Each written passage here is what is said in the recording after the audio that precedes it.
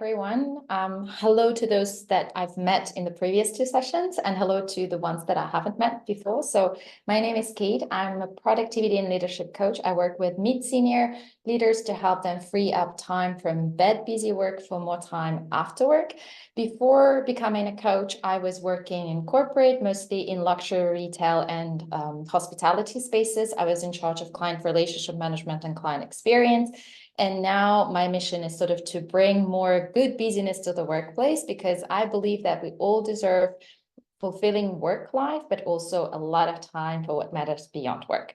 So today we're going to talk about procrastination, and I'm going to start sharing. Give me just a second to settle the tech as usual.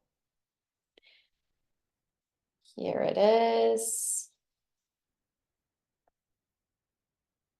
Okay, do you see my slides? Give me thumbs up. Awesome. Okay, I see some familiar faces. This is so nice. I'm getting to know you a little bit more. That's becoming really fun. So I want to ask you a question. Do you know anyone around you in your circle of friends, family, colleagues who says, I do not procrastinate? And drop in the chat if you do know this kind of people who say that. I'm going to open my chat so I can see. No, yes. Oh, Lloyd knows someone. I'm very curious about that person. Nope, nope, nope, nope. Anyone else? Nope. Oh, so actually that's very, very interesting. We only got one yes. And the person that says that they don't procrastinate, just for you to know, they are actually lying, because we all procrastinate. This is just human. It's our human nature to, like certain things, not like certain things.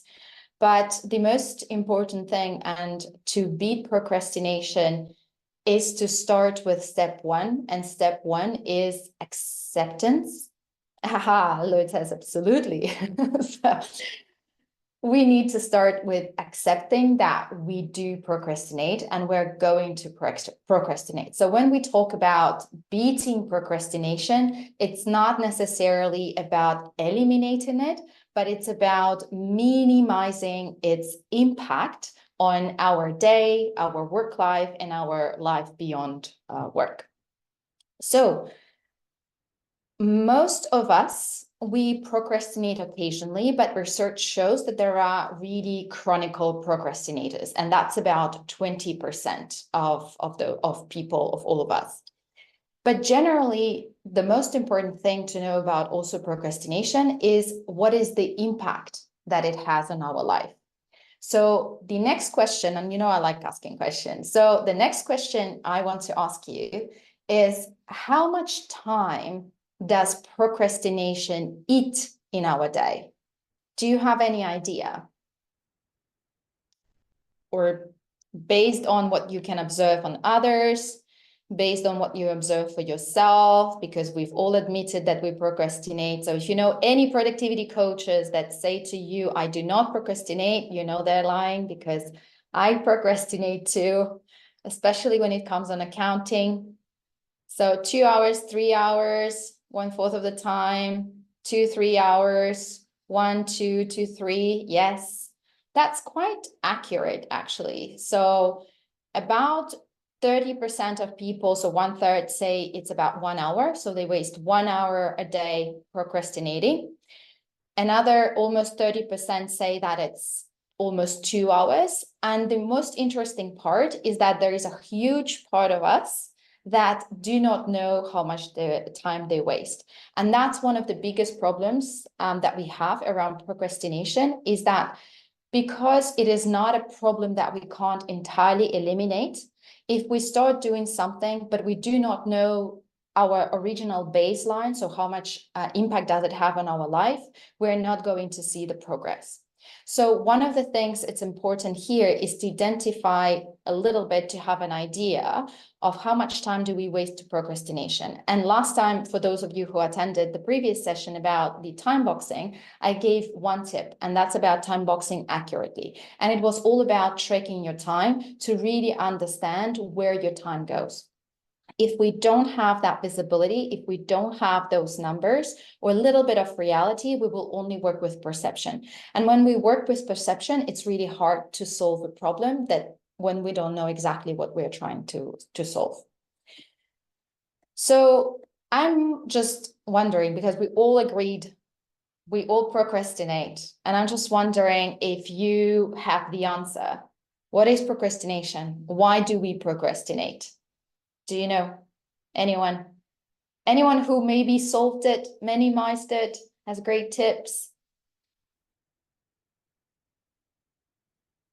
Why do you think we procrastinate? Laziness? Oh, yes. Humans are lazy. Whether you want to admit it or not, we are. And we'll talk about it in a bit. Avoiding doing tasks that we don't like. Yes. We lack motivation to complete certain task, we try to avoid it. Avoiding doing a task we don't like. We don't know how to resolve problem because I don't want to do the task. Dopamine addiction, yes. It might be too daunting. Yes, absolutely. So do you think that procrastination is a time management problem? Yes. No. Louise said no. Then anyone else? Yes. Okay. No. Okay. So we have a room that with divided opinions. So let's check it out. So procrastination is obviously linked to time, but we all know that it's very hard to manage time. So there is a vast research and very deep research that was done on procrastination. And procrastination is actually an emotion regulation problem. It's not a time management problem. In reality, we all think that it's the work that we don't like doing, but it's not the work itself. It's the emotion that that particular work, that particular task creates. So everything that you've mentioned before, it is absolutely true. So there are tasks that we don't like. There are tasks that maybe we think that they are too demanding in terms of time or effort, so we don't want to do them, but it's not really the task itself, right? It's really the emotion that we feel and also the expectations that we have towards ourselves. So what do you think that is the solution if we know that it is an emotion problem and not a time management problem? What do we need to work with? Anyone? Control our emotions. Well, yeah, sort of. So it's if we manage to control all our emotions, that would be fantastic. But we are emotional human beings. Awareness. Yes, Eugenia, absolutely. Awareness is key. So break the task into smaller chunks. Julie, yes, that's a great tip as well. So, but here today, we're going to talk about the emotional triggers of procrastinations. And this is a research from the institute that studies procrastination in depth. So I'm going to share with you today the 8 emotional procrastination triggers, and we are going to use some antidotes to help you work through those triggers. So the antidotes are all going to be questions. As you might know, and maybe I shared with you previously, all my method about being good, busy, and being productive is based on asking more questions and taking smarter decisions. So today I'll share with you some of those questions and we'll figure out how to sort of combat these emotional triggers together. The first one, the first trigger that we all probably experience without even knowing it is that we face unstructured tasks. So when we face an unstructured task, what happens is that when the destination is not clear, we simply do not know where to start. We get disappointed, and so we just simply delay the task. We give up. So one of the ways, for example, here to ask, it's a simple question, and it's a #1 rule in productivity, is to ask, what's the end goal of the task? When you don't know the end goal, you're going to go left and right and back and front. You're going to move in all the directions. So you're going to experience that hamster in a wheel situation, or you're going to experience the dead hamster, the hamster that doesn't do anything because you simply don't know where to start. But having this goal in mind gives you that clear, very clear direction where you need to follow. There is another question that you can ask here yourself as well is, what milestone will this task help me to achieve? Because sometimes we are used to think that goals need to be very big things, and one particular task doesn't necessarily get us to the goal.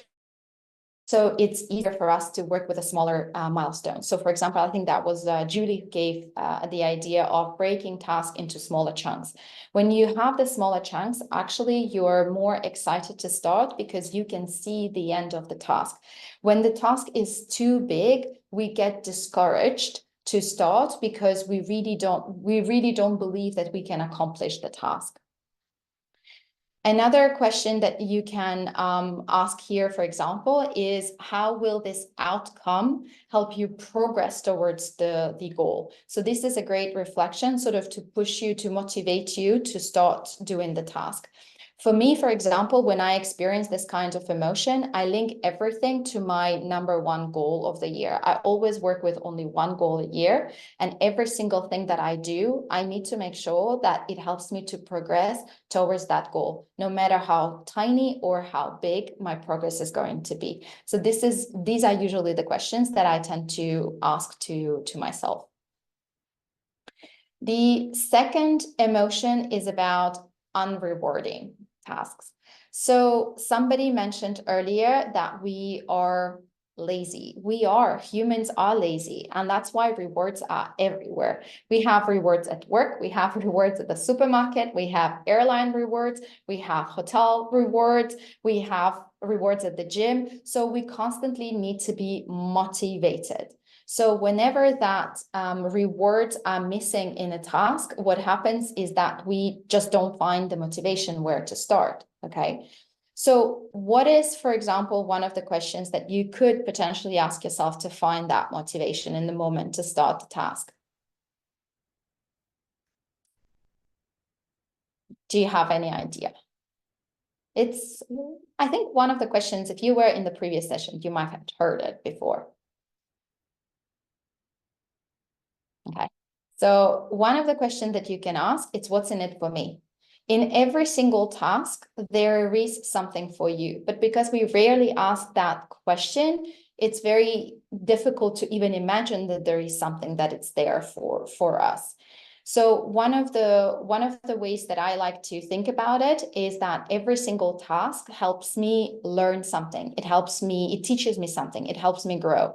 So for example, when I was in my corporate career, I used to do a lot of tasks myself first because it allowed me to really understand how much time and what effort did I need to put in the task. So whenever my team used to tell me, for example, oh, this will take half a day, I knew that it wouldn't take half a day. It would take maybe an hour because I've done this task already before. So for me, I'm constantly motivated by learning. So one of the questions that I ask to myself constantly is, what is it going to teach me?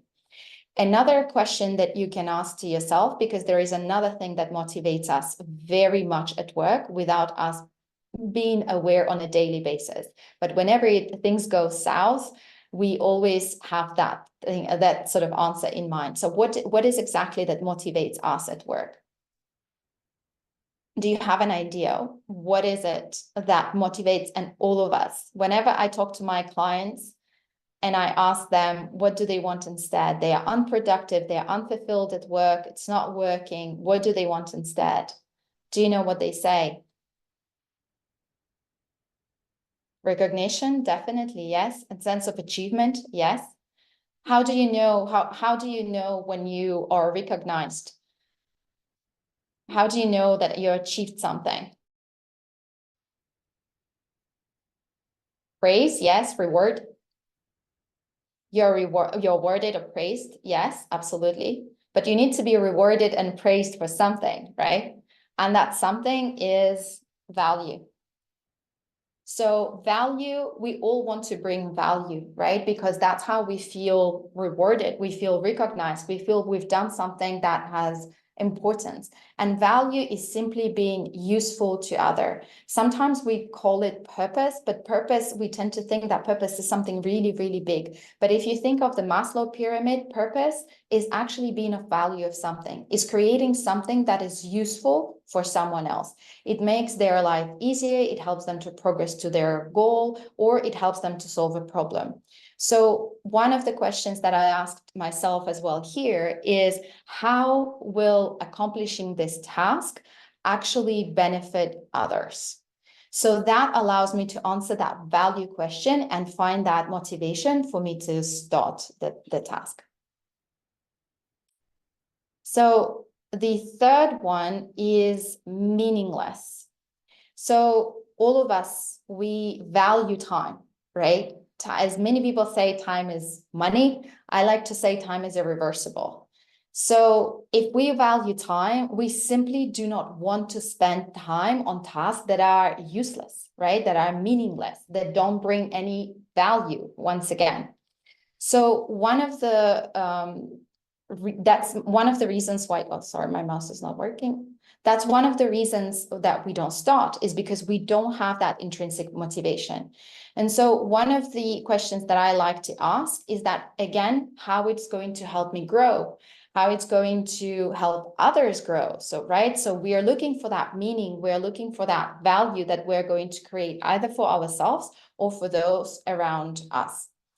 Another thing that I like to ask, and this is where scale questions are very useful, is what's the level of meaning of this task right now on a 0 to 10? And if the meaning is 4, well, how can I make it, 1 point more meaningful? So how can I make it a 5? Right? So it's just a matter of progressing and find that tiny bits of motivation to get you started. So another question that I ask also myself is that if I know exactly what I can do with this kind of what I can do with this kind of tasks, I can actually know how can I implement this knowledge in the future.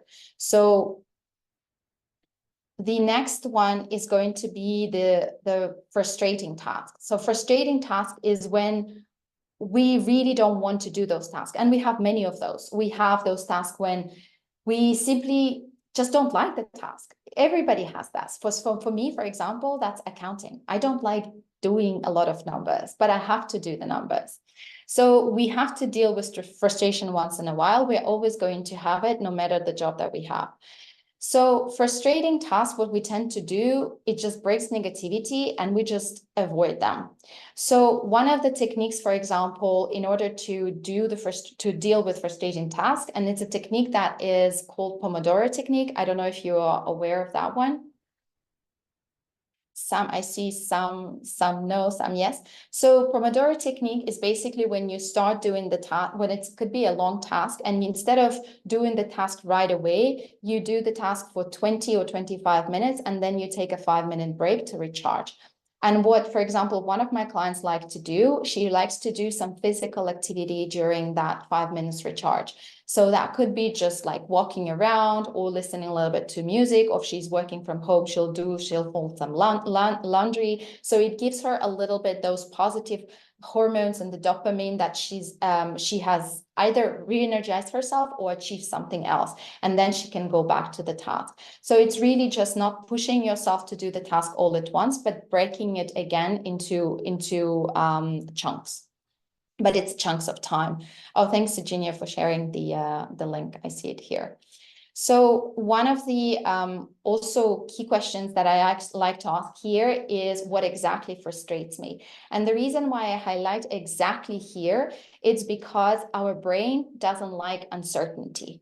So it just doesn't understand uncertainty, and so it gets frustrated. So we need to narrow down the problem if we want to solve it. So one of the ways, for example, to narrow down the problem is to understand, what will this task help you to achieve? It's called the opportunity cost. I don't know if you heard of the term, or another term is trade-offs, right? We are always going to have tasks that we don't like, but these tasks are important in order for us to achieve something that is meaningful to us. So if you understand exactly and you're willing to accept the opportunity cost, you can work through the negativity that is breeded by frustrating tasks. And another thing that we talked about was the acceptance. So there is a study that has done this research on self-honesty, and self-honesty decreases stress, anxiety, and overthinking. And this is usually the emotions that we feel when we're dealing with frustrating tasks. So one of the ways to sort of decrease that is to be extremely self-honest with yourself, is to admit to yourself, yes, I don't like doing this task, and this is exactly what I don't like doing, but I have to do it. So that will also help you to minimize that emotion. Another wisdom that I like to use from my mom personally is that my mom always tells me that you always encounter situations that for the lessons that you yet have to learn. And so if something frustrates me, it means that I haven't accepted it completely. So this is the thought that allows me to continue working on that acceptance of the things that I haven't accepted yet. The next one is the ambiguous tasks. So the ambiguous tasks are very similar to the unstructured tasks. So it's where the task is so vague that what happens is that we perceive that it requires much more effort than it actually does. So the question that I ask here is very similar to the previous one. What exactly do I need to achieve? It's once again, it really helps to narrow down the problem. And another technique that I use here is the 5 why technique. Has anyone heard of this one? It's 5 whys. Maybe someone who works in project management, who likes solving problems. No, so 7 whys as well. Okay. So the 5 whys, I think it's the technique by Einstein, if I'm not mistaken. So we need to find the reason why it's important to achieve the task. So when you first start with a question, what exactly do I need to achieve? And you have your answer, then you can start asking 5 times, why is it important? You have the answer, you ask again, why is it important? You get the answer, you ask again, why is it important? And you ask like this 5 times. When you get to the final one, you get to the core of why this task is important.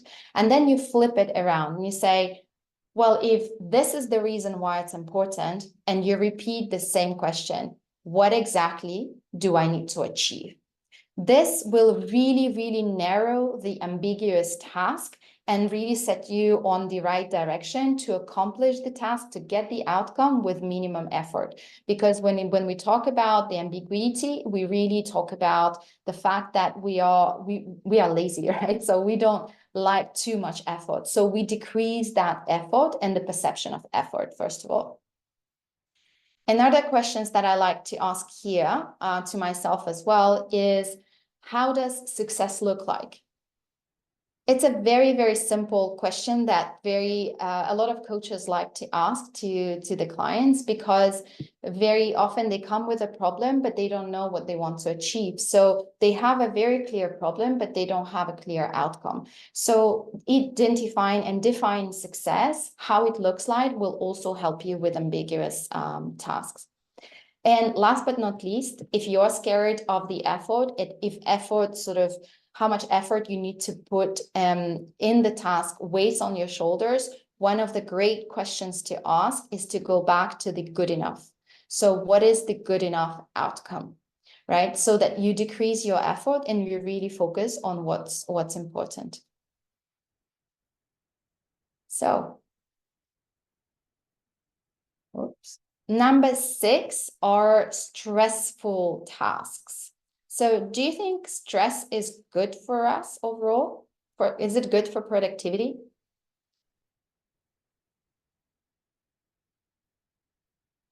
No, somebody's definitely not. No, not really. Yes. actually stress is good for us, but the healthy amount, I think it was Lloyd again who said that, if I'm not mistaken. Yes. So it's the right, and Jake as well. So stress is good for us, and Marisol as well, depends. But when it's a healthy level of stress. So for example, that's good for productivity to set your own deadlines. So because it will really motivate you to get the things done faster. But when it comes to too much stress, obviously it is not good. It's very paralyzing. So what happens is that when we have that pressure that is on our shoulders, we just delay completely the task. We pretend that it's not happening. It's not going to happen. It's going to disappear. But the thing is that, like, in that particular moment, we might be also experiencing the imposter syndrome. And when we experience the imposter syndrome, one thing that I learned is that we need to flip the mindset about the imposter syndrome. Very often we think that having imposter syndrome is bad for us, but imposter syndrome actually signals that we're growing. And growth is the second most important factor for fulfillment and happiness at work. So knowing that we are growing is actually a positive emotion. And so this is one of the ways you can flip that stressful feeling that you have. So think of it that you are actually, if you're stressed and it's because of the imposter syndrome, you are actually growing in that moment. So one of the ways for you to do that is to ask yourself, what's the worst that can happen? And then you use a psychological trick here. You can ask the next question, what's the best thing that can happen? And psychology says that the thing that will actually happen will happen in between.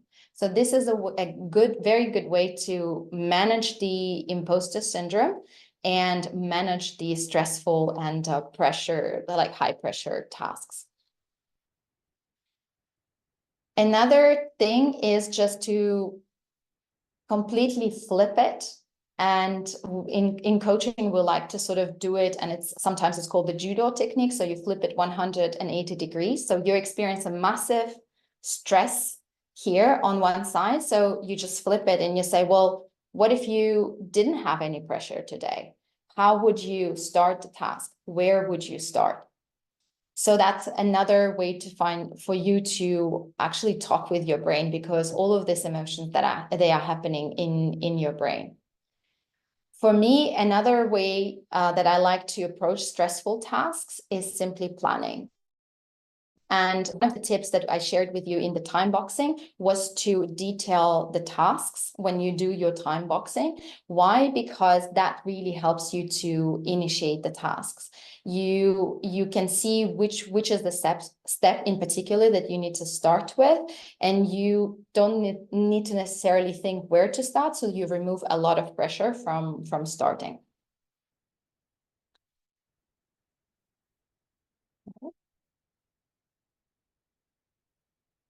The next one is the difficult tasks. So I'm curious, when you have difficult tasks and you procrastinate on those, what is your strategy? How do you approach difficult tasks?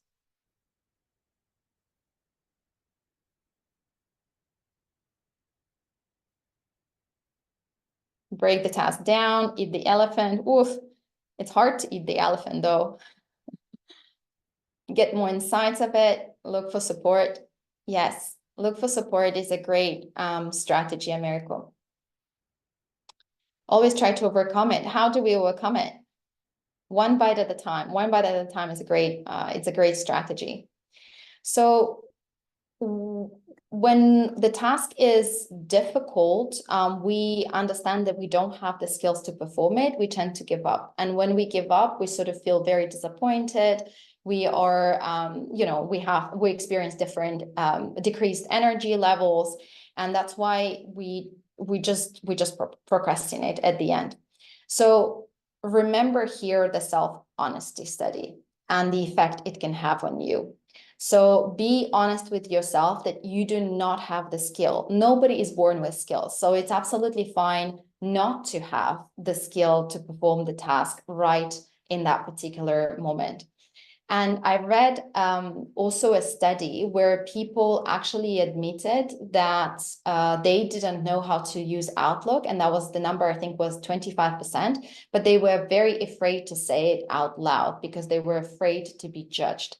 And they preferred to suffer at work, to lose their time on emails, on calendar, etc., instead of just being honest with themselves and be honest with themselves out loud and to ask for help. And I think somebody mentioned about asking for support.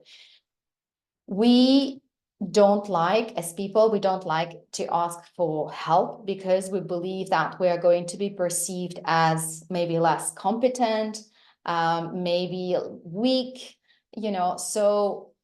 but the thing is that we like when others ask us for support. So we always need to flip it. Do I always think that the other person is not competent if they ask me for help? No, I don't. So why do I think that the others will think of me the same way? There is a great statistic, I think it was the study mentioned in the Harvard Business Review, that says that whenever people are asked for help, 90% of them will say yes. So for us, our job here is to dare to ask for help, because people are there are people who are willing to teach us or do the task for us. So one of the questions that I like to ask myself is where I can learn, or for example, who can teach me.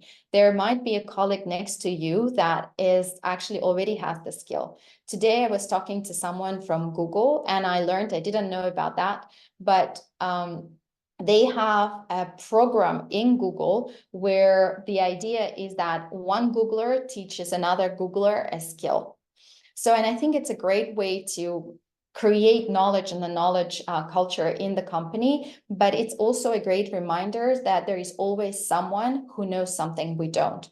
So when it comes to difficult tasks that you procrastinate with, think of around you, who are the people who potentially have the skills, who can teach you, who can maybe do it better so that you can delegate, who can do it faster. That's another reason for to delegate, or who can teach you, for example, how to automate the task so you don't have to spend too much on it.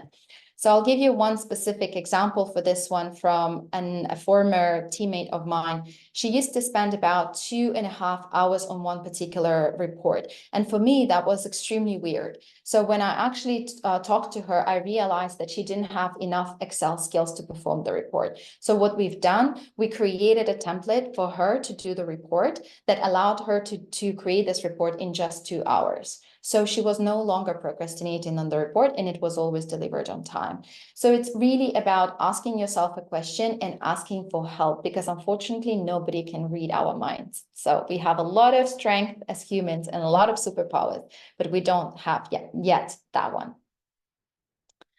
So, and then the final one, what do you think is the final emotion that we experience when we procrastinate?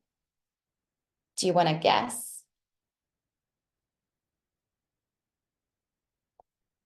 Anyone wants to take a guess? Fear of failure? Could be, yeah. Fear is actually one of the most universal emotions that drives most of our decisions. And there is a familiar fear and unfamiliar fear. And very often, fear of failure, we choose the familiar fear because we prefer, not to go through another fear, and we stay with the old fear. Same, anger. What else? Anybody, any other guesses? Guilt. Guilt. Interesting. No more guesses. Okay, so we move on. Happiness. That's the reason we procrastinate. That's an interesting one. I would have guessed that happiness is the reason why we are productive, because happy hormones actually make us want to do things. So that's an interesting one. So boring. So boring is the most common emotion, another emotional trigger that we experience when it comes to procrastination. So, I mean, who likes doing tasks that are boring, right? So growth, once again, so when we grow, when we learn something, we get excited. We have this happy hormones flying all around. And that's why we are motivated to do more. We want to do things. We want to achieve goals. But when we are not intellectually stimulated, then we just avoid the task because it's not interesting. Once again, it seems like a waste of time. So here it's a question, it's some question that you need to understand. So for example, I was working with a client recently, and she was talking to me about procrastination, about difficulty to finish tasks. And what we understood is that when it came to creative tasks, when it came to tasks with people, she was always on top. But whenever it came to tasks with numbers, she was always procrastinating. So it's really understanding what makes you procrastinate. And for her, numbers is something that is very boring. And so she didn't want to do the task because they were related to numbers. So one of the questions you can ask here is, what can I do to make it more fun? And there are definitely, it's a question that we never ask ourselves, right? Because we tend to start complaining right away. But if we start asking ourselves those questions to flip those emotions, this is where we teach ourselves on how to deal with procrastination. So another question to ask here is the scale question, the one that I mentioned earlier. So on a scale from 0 to 10, how boring this task is. And once again, if it's a 3, for example, what would make it a 4? And then you can ask yourself, what would make it a 5?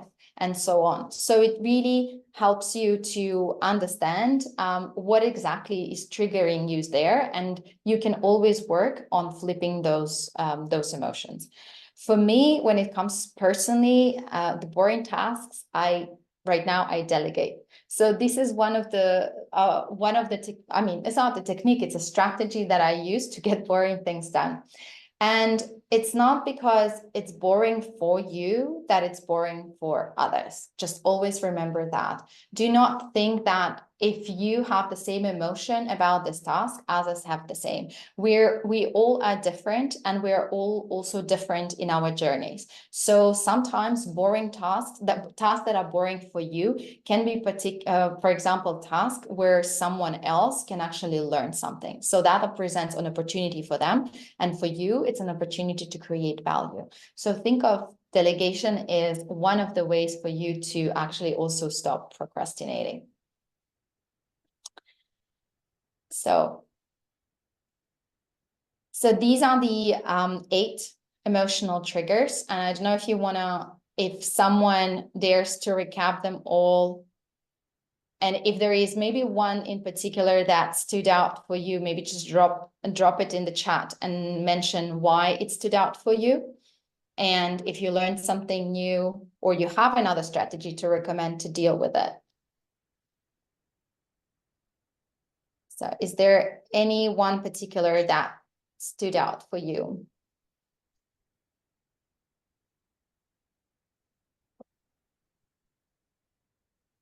Nothing.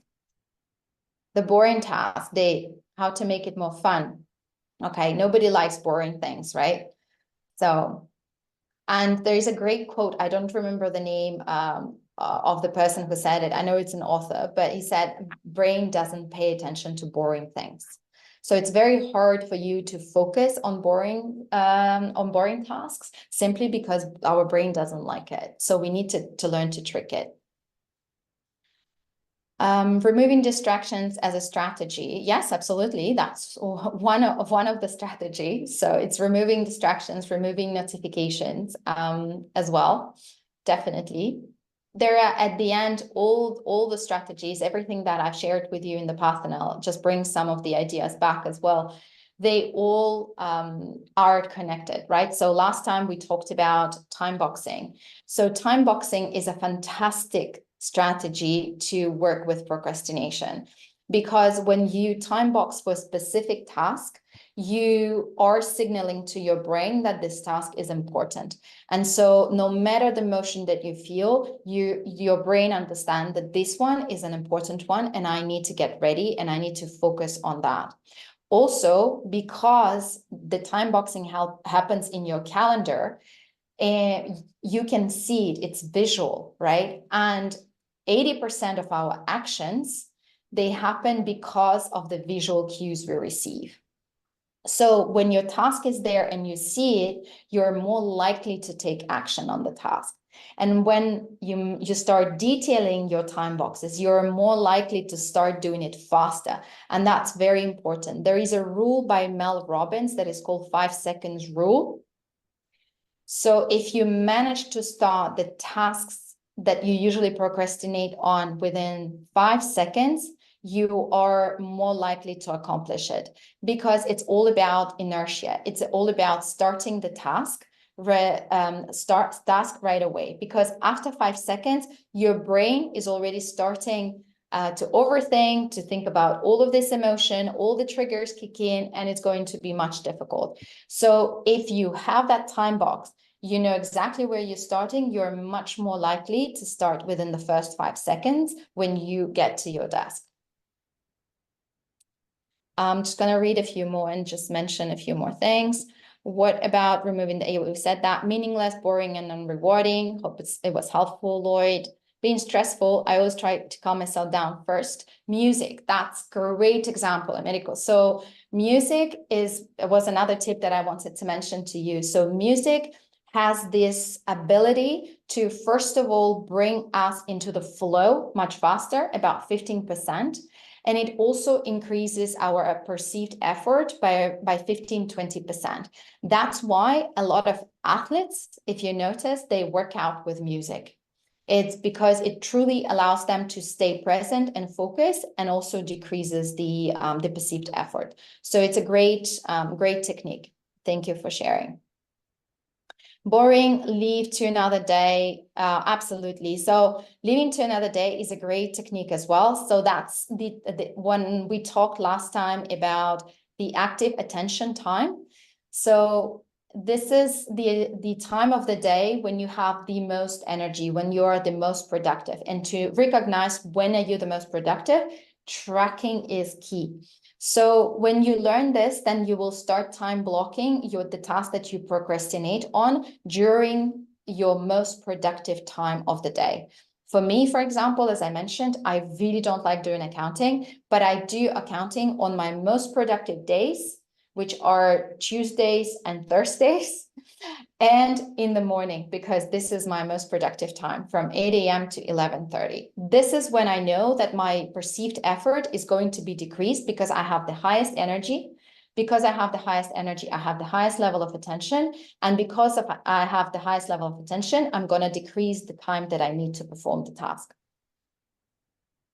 Boring is the toughest for me. Every job is going to have monotony. Yeah, absolutely. And so it's about 80-20, or use the delegation technique, or think of how to make it fun. I know also Ali Abdal, who is a productivity expert, for boring tasks, he puts a lot of music on. He puts really fun music on, and he calls them the party tasks, so that he can really kind of trick his brain that he's partying instead of doing boring tasks. I don't know if it's a technique that can work for you, Louise.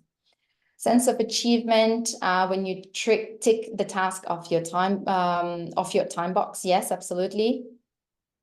And set the goals. Yeah, goals are incredibly powerful when it comes to procrastination. One last tip that I want to share with you is that when we talk about procrastination, we think that, again, we beat ourselves up for it, but it's absolutely human to procrastinate. So what I started doing many years ago, instead of beating myself for it, is to allow myself time for mindful procrastination.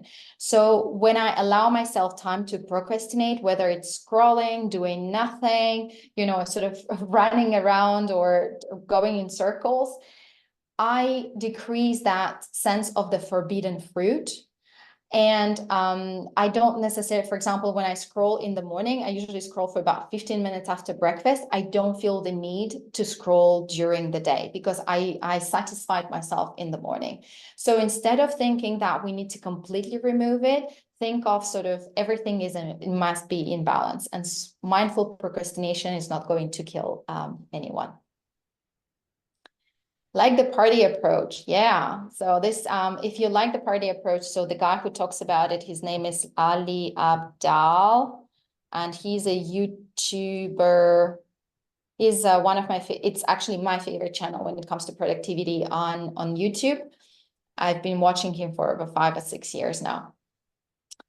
Thanks, Dave. Nice meeting you. Hope to see you next week. And that's it for me. As always, ask more questions and make more mindful decisions, because if you want to win productivity game, it's a game of decisions. So thank you so much for being here today. And next week, we're going to talk about multitasking. And we're going to do an exercise in the beginning. So I hope you like it.